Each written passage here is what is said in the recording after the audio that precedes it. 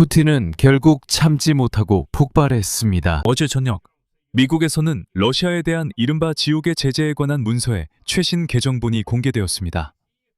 이 법안은 고인이든 린지 그레이엄이 발의한 것으로 러시아 경제를 질식시키기 위한 것입니다. 그리고 오늘 7월 15일 아침 블라디미르 푸틴의 보좌관인 니콜라이 파트루셰프가 갑자기 나타나 러시아 연방의 해상 전략, 핵 전력이 상향된 전투 준비 태세로 전환되었다고 발표했습니다. 우연일까요? 물론 아닙니다. 이것은 우리가 이미 수십 번 봐온 단순한 방식으로 작동합니다. 크렘린이 경제적, 군사적, 어떤 외교적 논리든 모두 바닥나면 크렘린은 즉시 남은 단 하나의 논리를 꺼냅니다. 바로 핵입니다. 오늘 우리는 가장 중요한 점을 정리하겠습니다. 첫째, 새로운 법안 텍스트에 숨겨진 내용을 살펴보겠습니다. 러시아에 대한 강력한 제재 법안입니다. 그리고 왜 이 법안이 약화됐다는 모든 이야기가 완전히 말도 안 되는 소리인지 설명드리겠습니다. 오히려 그 안에는 크렘린이 정말로 곤란해질 만한 조항들이 추가되었습니다. 이것은 러시아 중앙은행, 야말 엘레너지, 그리고 아틱 엘레너지에 대한 제재입니다. 이것들은 린지 그레이엄조차도 이 법안에 넣지 않았던 프로젝트들입니다. 둘째, 500개의 관세를 100개로 대체한다고 해도 실제로는 아무것도 바뀌지 않습니다. 하지만 많은 언론에서는 이것을 완화 조치로 보도했습니다. 마치 보세요, 500%에서 100%로 줄었습니다 라고 말하는 것처럼요. 그리고 세 번째, 가장 흥미로운 점은 제재 외에 무엇이 블라디미르 푸틴을 다시 파트루셰프 가문을 통해 핵 공격을 위협하게 만들었는가 하는 것입니다. 저 이름은 알렉세이 페치입니다. 함께 이 주제에 대해 이야기해봅시다. 하지만 시작하기 전에 이 채널을 구독해주시고 좋아요를 눌러주시고 궁금한 점이 있다면 댓글로 남겨주세요. 이 영상 아래 댓글을 남기실 수 있습니다. 감사합니다. 이제 차근차근 살펴봅시다. 어제 저녁 미국은 러시아에 대한 강력한 제재 법안의 수정된 버전을 공개했습니다. 이제 도널드 트럼프도 이 법안을 받아들이는데 반대하지 않습니다. 수정된 법안은 공화당과 민주당, 양당의 상원 의원들이 함께 다듬었습니다. 그리고 여기서 가장 중요한 점이 있습니다. 그레이엄과 블루멘탈이 작업했던 2025년 9버전에서는 제재가 일종의 선택사항이었습니다. 즉, 제재를 적용할지 말지는 러시아가 협상을 거부하는지 여부에 따라 도널드 트럼프가 직접 결정했습니다. 즉, 제재라는 망치는 분명히 테이블 위에 있었겠지만 그것을 집어들지 않으면 그냥 바라볼지는 전적으로 백악관 주인의 기분에 달려 있었습니다. 그리고 린지 그레이엄은 항상 이 점을 강조했습니다. 즉, 법이 트럼프에게 블라디미르 푸틴에게 압박을 가할 수 있는 도구를 제공하지만 그것을 실제로 사용할지 말지는 오직 트럼프 본인만이 결정할 수 있다는 것이었습니다. 이제는 모든 것이 달라졌습니다. 새로운 문서는 권리를 주는 것이 아니라 미국 대통령 도널드 트럼프가 이 법이 통과된 후 30일 이내에 제재를 도입하도록 의무화하고 있습니다. 의무화입니다. 제재가 의무적으로, 즉 자동적으로 시행되는 것입니다. 그리고 이것이 바로 우리가 린지 그레이엄이 사망한 직후에 이야기했던 바로 그 내용입니다. 예전에는 이런 제재의 망치가 책상 위에 놓여 있었지만 이제는 그것이 마치 저절로 천천히 내려오는 것과 같습니다. 다시 생각할 권리 없이 말이죠. 이것이 진정한 전환점입니다. 물론이고 여러분이 여전히 여지가 남아있다고 말한다면 맞는 말씀입니다. 도널드 트럼프는 자신의 당에 이 법안의 전체 채택을 일정 기간 미루라고 요청할 수 있습니다. 그는 이 법안에 거부권을 행사하려고 시도할 수도 있습니다. 그는 하원에서 법안을 막거나 여러 방법을 쓸 수 있으며 의회의 뜻을 받아들일 수도 있습니다. 이제 내용에 대해 말씀드리겠습니다. 여기서 많은 것을 이야기하는 것이 중요합니다. 많은 부분에서 여러분의 반응을 보니 실제로 무슨 일이 일어났는지 모두가 이해한 것은 아닌 것 같습니다. 미국 대통령은 러시아가 석유와 가스를 판매하는 데 도움을 주는 특정 국가와 개인에 대해 최대 100%의 관세를 부과할 수 있게 됩니다.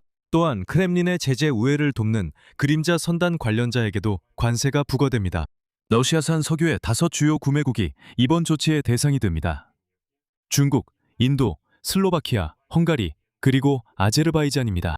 그리고 그림자 선단과 관련된 거래로 인해 터키, 아랍에미리트, 싱가포르, 그리고 중앙아시아의 여러 국가들도 제재 대상이 될 수 있습니다.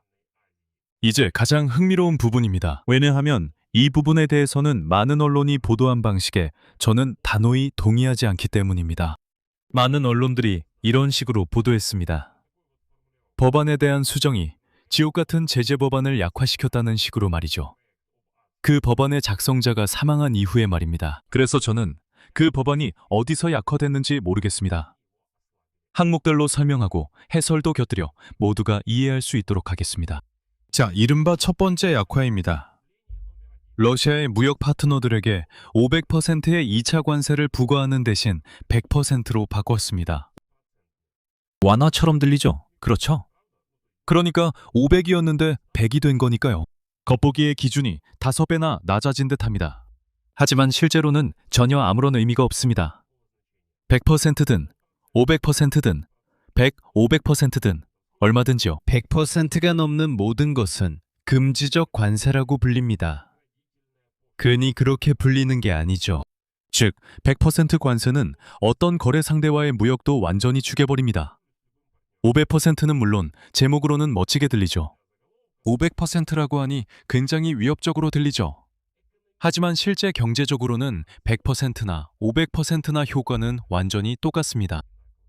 상품이 그냥 금값이 되어버립니다. 그에 따라 무역은 완전히 사라집니다. 상상해보세요. 여러분이 상품을 수입하는데 그 가격이 $100라고 해봅시다. 그리고 그 상품을 시장에 들여오기 위해 똑같은 금액을 추가로 내야 한다면 어떤 정상적인 판매자도 그렇게 하려고 하지 않을 겁니다. 100%를 넘는 모든 것은 수입 금지적 관세라고 불립니다. 사실상 이것은 금수 조치입니다. 즉, 금수 조치가 아니라 관세 도입이라고만 말하는 것입니다. 그래서 이건 완화가 아니라 단순한 눈속임입니다. 이른바 두 번째 완화 조치입니다. 러시아로부터 전체 소비량의 15% 미만의 가스를 수입하고 그 수입을 줄이려고 노력하는 국가들에 대한 예외입니다. 그리고 저는 이 항목을 특히 주목하고 싶습니다. 왜냐하면 아시다시피 이 조항은 제재를 실제로 도입할 의지가 있다는 점을 시사하기 때문입니다. 이유를 설명드리겠습니다. 왜냐하면 이 법안의 이 조항이 바로 동맹국가 파트너들도 타격을 받을 수 있다는 이유로 비판을 받았기 때문입니다. 사실상 그들이 피해를 입게 될 것입니다. 그리고 이 조항이 바로 파트너들을 타격에서 제외시키는 역할을 합니다. 이 조항은 예를 들어 일본, 프랑스, 헝가리, 벨기에를 타격에서 제외시킵니다. 즉, 이것은 러시아에 대한 선물이 아닙니다. 예를 들어 전체 가스 소비량의 15% 미만을 구매하는 국가들을 제재에서 제외한다는 것이죠. 이것은 러시아에 대한 선물이 아닙니다. 이것은 서방 파트너들이 스스로에게 피해를 주지 않도록 보호하는 조치입니다. 그게 바로 일부 언론에서 말하는 완화 조치의 전부입니다. 보시다시피 둘 다 그냥 아무 의미 없는 조치입니다.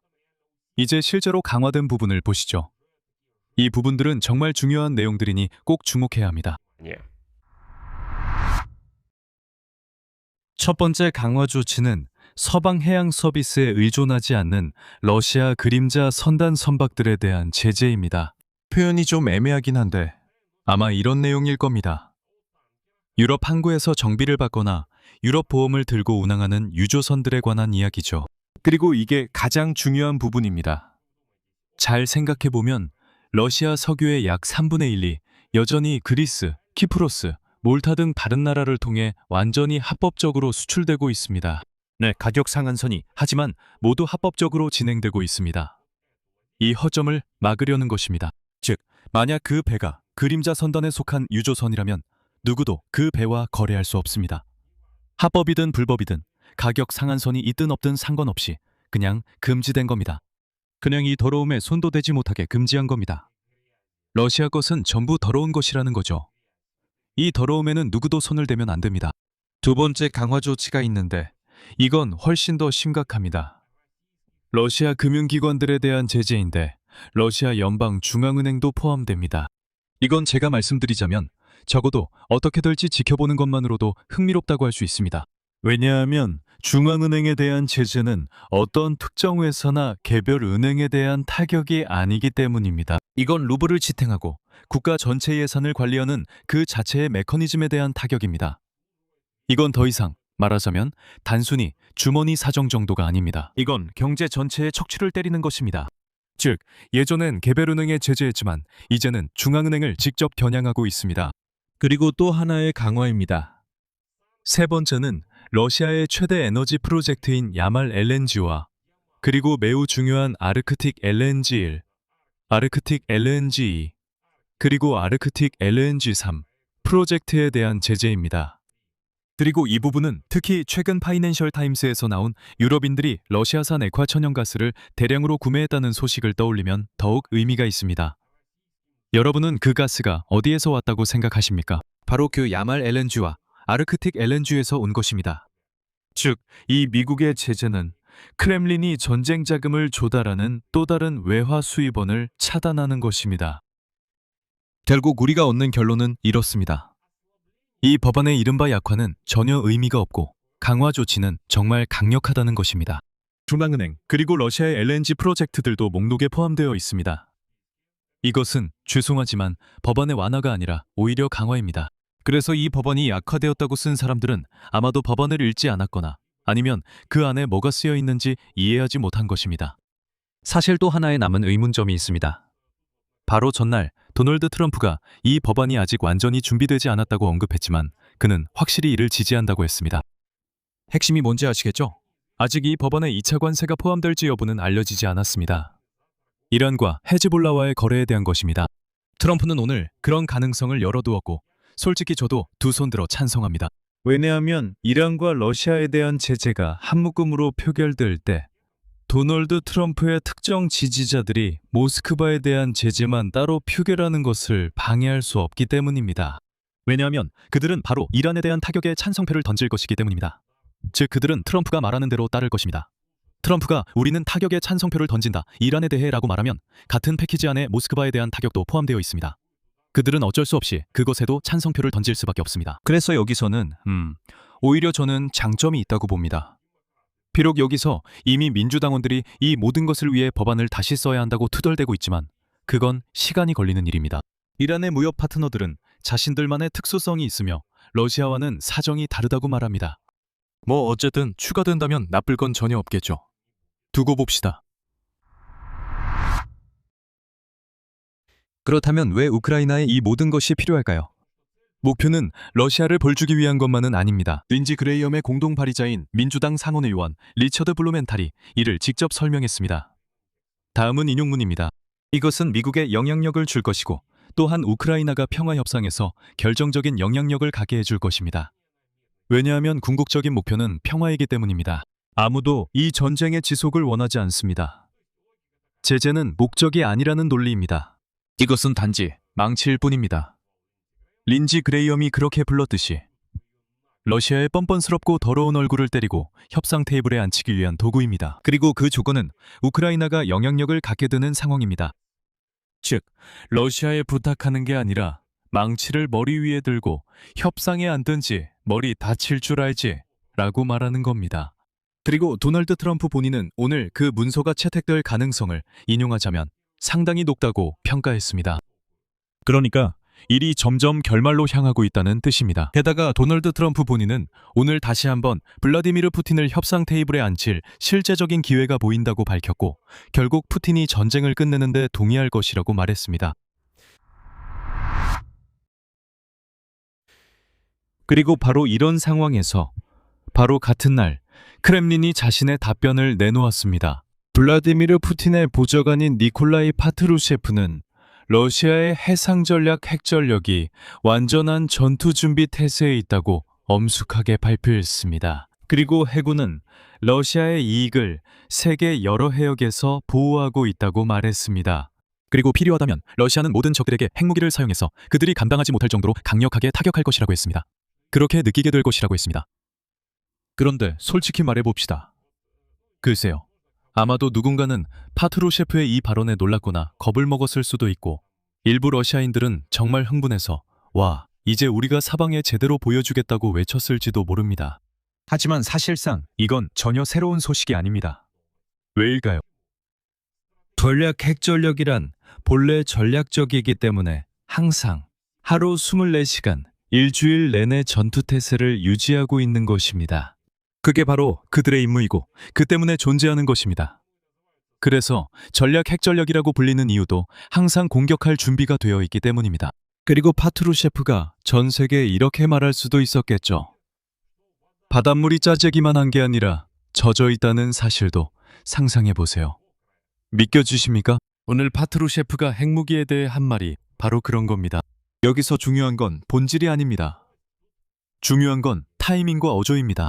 이 성명은 워싱턴에서 예를 들어 러시아 중앙은행에 대한 제재를 논의하고 있을 바로 그 순간에 나왔습니다.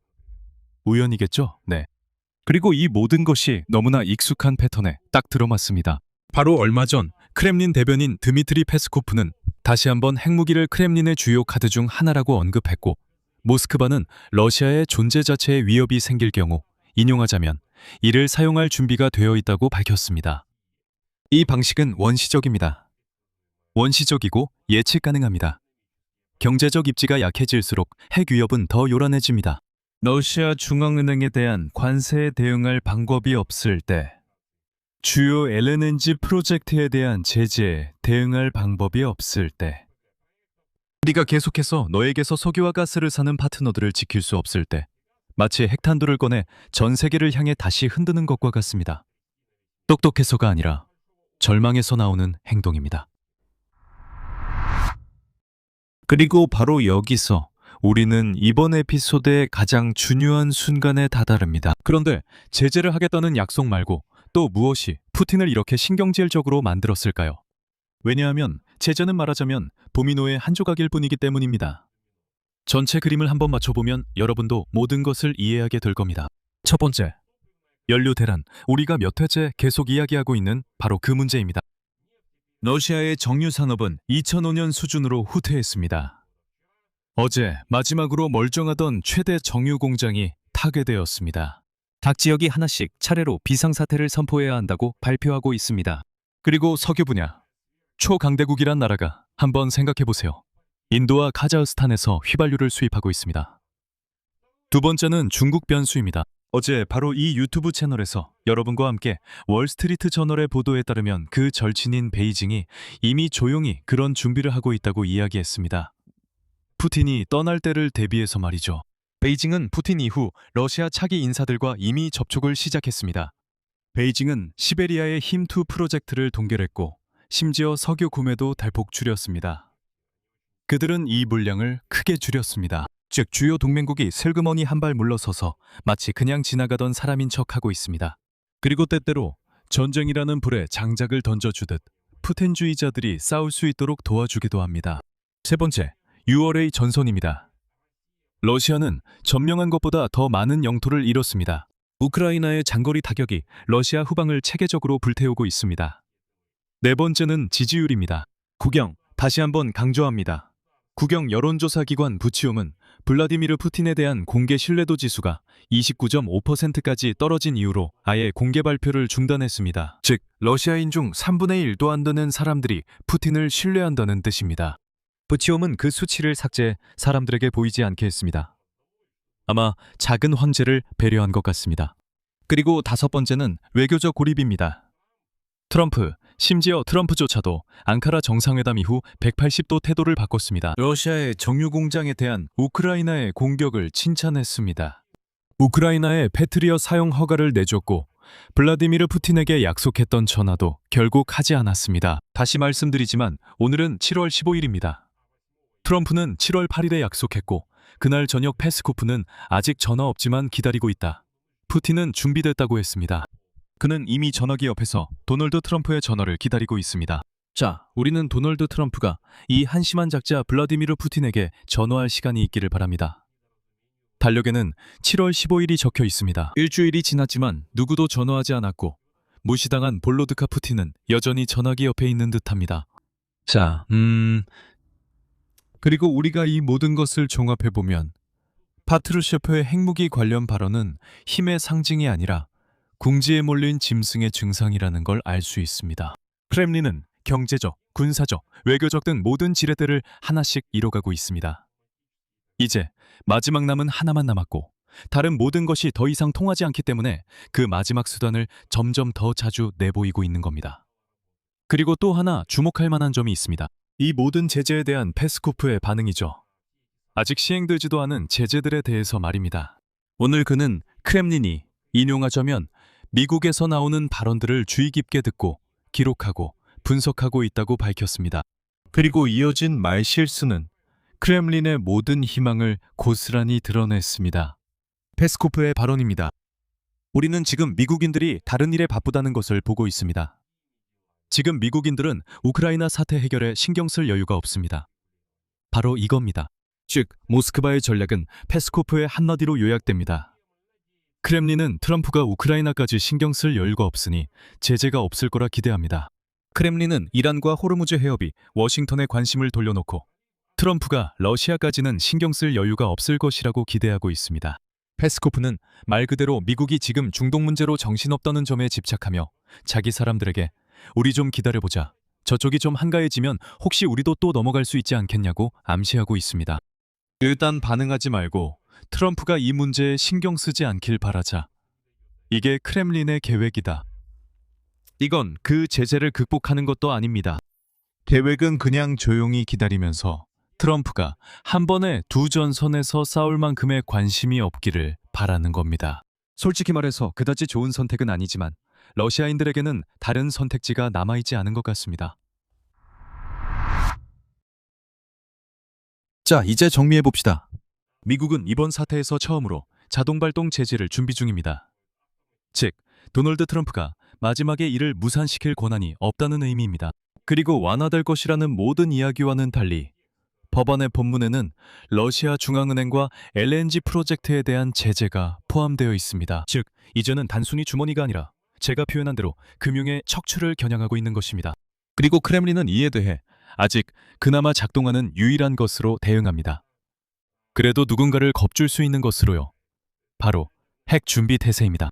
하지만 이런 허세 뒤에는 러시아의 텅 빈 주유소들, 등을 돌린 중국, 정체되고 있는 전선, 그리고 이란이 트럼프의 관심을 러시아의 우크라이나 전쟁에서 돌려주길 바라는 초라한 희망만이 남아 있습니다. 그리고 마지막으로 간단한 결론입니다. 국가가 경제 법안에 대응해 탄두를 과시하기 시작한다면 그것은 그 나라에 남은 힘이 얼마나 적은지를 보여주는 것입니다. 답도요. 여기서 말을 줄이겠습니다. 여러분의 의견과 결론을 이 영상 아래 댓글로 남겨주시고 채널 구독과 알림 설정 그리고 좋아요도 잊지 마세요. 이 유튜브 채널의 활동을 지원하고 싶으시다면 이 영상 설명에 있는 링크와 계좌로 후원해 주실 수 있습니다. 오늘은 여기까지입니다. 건강 조심하세요. 모두 안녕히 계세요.